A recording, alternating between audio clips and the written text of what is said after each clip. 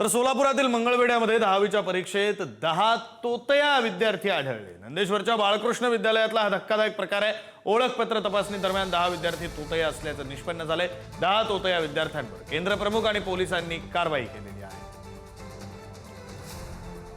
आमच्या श्री बाळकृष्ण विद्यालय कनिष्ठ महाविद्यालय नंदेश्वर केंद्र क्रमांक 3184 मध्ये आज दिनांक 20/2/2026 मराठी विषयाच्या पेपरच्या वेळेस केंद्र संचालक व उपकेंद्र संचालक यांनी केंद्रातील प्रविष्ट विद्यार्थ्यांची तपासणी केली असता सुतार इंटरनॅशनल स्कूल लक्ष्मीदेवडी तालुका मंगळवेढा जिल्हा सोलापूरचे 10 तोतया विद्यार्थी सापडले असून त्यामध्ये 9 विद्यार्थी आणि 1 विद्यार्थिनी असा त्यामध्ये समावेश आहे।